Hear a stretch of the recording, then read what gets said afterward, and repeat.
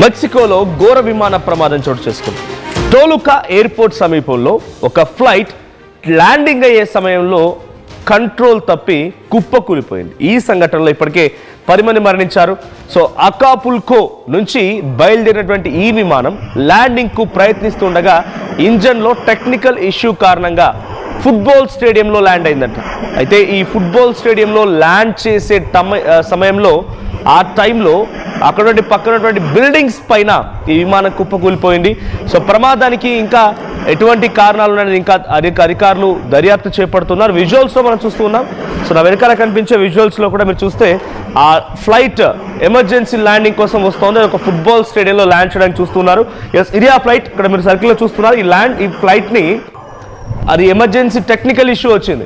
ఇంజన్లో ఏదో సమస్య వచ్చింది, వెంటనే ల్యాండ్ చేయాలి. దీంతో ఆ విమానాన్ని చాలా వేగంగా వచ్చి ఆ కంట్రోల్ అవ్వట్లేదు. ఆ స్పీడ్ కూడా మీరు చూస్తుంటే చాలా వేగంగా వెళ్ళిపోతుంది. అక్కడ ఒక ఫుట్బాల్ స్టేడియం ఉంది, కంప్లీట్ ఒక వాస్ట్ పెద్ద స్టేడియం. ఆ స్టేడియం ముందు ల్యాండ్ అయ్యే సమయానికల్లా ఆ చివరిగా ఒకసారి విజువల్ ఎక్స్ప్లెయిన్ చేయండి పీసీఆర్. సో ఎలా బ్లాస్ట్ అయిందని అది ఒక బిల్డింగ్ పైన ఢీ కొట్టి అక్కడికక్కడ ఒక్కసారిగా పెద్ద ఎత్తున మంటలు చెలరేగుతూ అది బ్లాస్టింగ్కి గురైంది. సో విజువల్స్లో మీరు చూస్తుంటే ఆ విమానం ఎలా ఎగురుతూ వచ్చింది, డైరెక్ట్గా బిల్డింగ్కి తాకుతూ వెళ్తుందన్న చన్నంగా ఆ విమానం వెళ్ళడం మనం చూస్తున్నాం. సో ప్రెసెంట్ విజువల్స్లో next blast visual PCR please. Next blast విజువల్స్లో ఒక్కసారిగా అక్కడికి వెళ్ళిపోయి బిల్డింగ్ని ఢీ కొట్టి అక్కడ పెద్ద ఎత్తున ఒక భారీ శబ్దాలతో పెద్ద ఎత్తున మంటలతో అక్కడ విమానం పూర్తిగా కుప్పకూలిపోయింది. 10 మంది ఉన్నారు ఆ విమానంలో. అదొక మినీ చార్టెడ్ ఫ్లైట్ లాంటిది అంతే.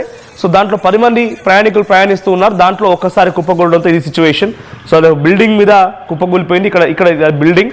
సో ఆ స్టేడియంకి సంబంధించి బిల్డింగ్ అంటే ఆ బిల్డింగ్తో పాటుగా ఆ బిల్డింగ్ని ఢీ కొట్టి, జనరల్గా స్టేడియం అంటే మీకు అందరూ తెలిసిందే, పైన రూఫ్ టాప్లు ఉంటూ ఉంటాయి. సో ఆ రూఫ్ టాప్ల పైన ఢీ కొట్టడంతో ఒక్కసారిగా ఆ మంటలు పెద్ద ఎత్తున చెలరేగాయి. సో ఇక్కడ ఆ విమానంలో ఉన్న వాళ్ళు మాత్రమే మరణించారు. మరి కింద ఉన్నటువంటి వారి పరిస్థితి ఏంటనేది తెలీదు. ఆ బిల్డింగ్లో ఢీ కొట్టిన సమయంలో బిల్డింగ్లో ఇంకెవరైనా ఉన్నారా, లేదా స్టేడియంలో ఆ టైంలో ఎవరైనా పబ్లిక్ ఉన్నారని తెలీదు. బట్ యాజ్ ఆఫ్ నౌ ఈ సంఘటన ఒక్కసారిగా పెద్ద ఎత్తున సంచలనంగా మారింది. మెక్సికోలో జరిగినటువంటి ఈ విమాన ప్రమాదంతో ఒక్కసారిగా టోలుకా ఎయిర్పోర్ట్ మొత్తం కూడా అలర్ట్ అయింది. సో టోలుకా ఎయిర్పోర్ట్ సమీపంలో ఈ ఫ్లైట్ కుప్పకూలింది. సో అకాపుల్కా నుంచి బయలుదేరినటువంటి ఈ విమానం, ఎస్ ఇక్కడ చూడండి, ఈ విమానం ఇక్కడ అకాపుల్కా ఇక్కడ నుంచి బయలుదేరిన విమానం సో ఇక్కడికి చేరుకోవాల్సింది. సో మెక్సికోకి చేరుకోవాల్సింది. మెక్సికోలోని టోలుకా అనేటువంటి ఎయిర్పోర్ట్కి చేరుకోవాల్సింది. కానీ ఇక్కడికి వచ్చే సమయానికల్లా అది ల్యాండ్ అయ్యేటువంటి కొద్ది సమయం ముందు ఇంజన్లో కొంత ఇష్యూస్ రావడంతో ఎమర్జెన్సీ ల్యాండింగ్లో భాగంగా ఒక ఫుట్బాల్ స్టేడియంలో ల్యాండ్ అవ్వాల్సి వచ్చిందంట. సో అది ల్యాండింగ్ అవుతుందా లేకుంటే ఫుట్బాల్ స్టేడియం పక్కనే అటు ఎయిర్పోర్ట్ ఉందో తెలియదు. బట్ ఫుట్బాల్ స్టేడియంలో ఈ సంఘటన చోటు చేసుకుని కొన్ని బిల్డింగ్స్ని ఢీ కొట్టి అలా ఒక్కసారిగా బ్లాస్ట్కి గురైంది.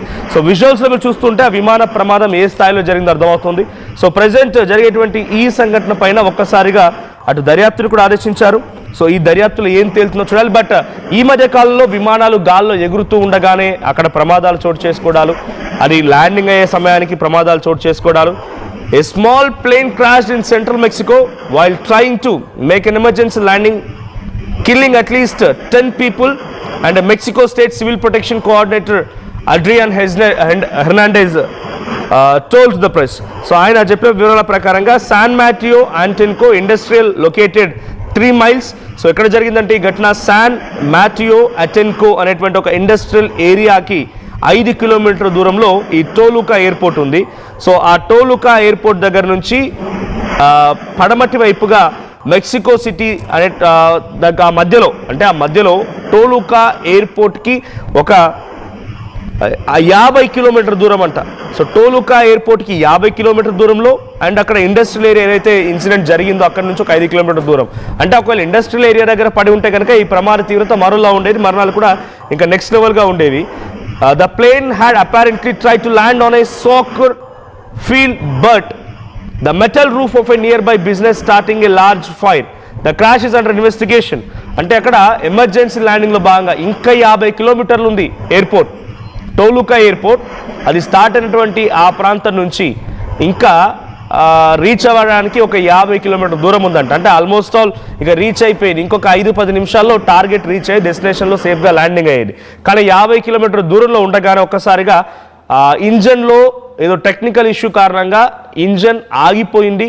సో ఎమర్జెన్సీ ల్యాండింగ్ చేయాల్సి వచ్చింది. దీనికి ఒక ఫుట్బాల్ స్టేడియాన్ని ఆ పైలట్ ఎంచుకున్నాడు, ఫుట్బాల్ స్టేడియం దగ్గర ల్యాండ్ చేద్దామని చెప్పి. కానీ అంతలోనే అది ఎగురుతూ ఫుట్బాల్ స్టేడియంలో మరి ఒక క్షణంలో అలా ల్యాండ్ అవుతుంది. ఈజీ ల్యాండింగ్ ఏం కాదు, ఎమర్జెన్సీ ల్యాండింగ్ అంటే కొంత క్రిటికల్ ల్యాండింగే. బట్ అటువంటి ఒక ఎమర్జెన్సీ ఫీట్ కోసం ఆయన వెళ్తున్న సమయంలో అటు స్టేడియం రూఫ్ టాప్ తగిలింది. దీంతో పాటుగా స్టేడియం పక్కనటువంటి కొన్ని బిల్డింగ్స్ కూడా ఈ యొక్క విమానం తగలడంతో ఒక్కసారిగా భారీగా మంటలు చెలరేగి ఆ మంటల మధ్యలో 10 మంది సజీవ దహనం అయిపోయారు విమానంలో. మరికొంతమందికి కింద వాళ్ళకు కూడా చాలా తీవ్రంగా గాయాలైనట్టు తెలుస్తోంది. అక్కడికి హుటాహుట్న 25 ఫైర్ ఇంజన్లు చేరుకొని ఆ మంటలు ఆపే ప్రయత్నం చేశాయి. సో ప్రజెంట్ మీరు విజువల్లో చూస్తూ ఉంటే ఆ ప్రమాద తీవ్రత ఎంతటి స్థాయిలో ఉందో అర్థమవుతోంది. సో శాన్ మాటియో అంటెన్కో మేయర్ అనా మునిజ్ told to Milenio Television that the fire forced the evacuation of some 130 people in the area. 130 మంది ఆ సమీపంగా ఆ మంటలు చెలరేగినటువంటి ఆ ప్రాంతాల్లో ఉన్నారంట. 130 మంది ఆ మంటల్లో వారంతా కూడా ఆ చుట్టుపక్కల పరిసర ప్రాంతాల్లో ఉండి దాని దాటికి పొగల తాటికో లేకుంటే మంటల సెగల తాటికో వారందరికీ కూడా చాలా తీవ్రంగా గాయాలైనట్టు తెలుస్తోంది. సో ప్రజెంట్ ఆ సిచ్యువేషన్ నుంచి వారంతా సేఫ్గా బయటపడి ఆసుపత్రిలో చికిత్స పొందుతున్నారు. కానీ ఆ మంటల తాటికి ఆ పేలినటువంటి విమానంలో 10 మంది ఉంటే 2 పైలట్లతో సహా 10 మంది సజీవ దహనం అయిపోయారు. సో ఎగ్జాక్ట్గా 10 మంది కూడా ఆ ఫ్లైట్లోనే ఉన్నారా లేదా అక్కడ కింద ఎక్కడైతే ఫ్లైట్ కుప్పకూలిపోయిందో అక్కడ ఇన్సిడెంట్లో ఉన్నారనేది ఇంకా అంటే ఇన్వెస్టిగేషన్, అక్కడ ఏం జరిగిందని ఇంకా ఇన్వెస్టిగేషన్ కొనసాగుతోంది.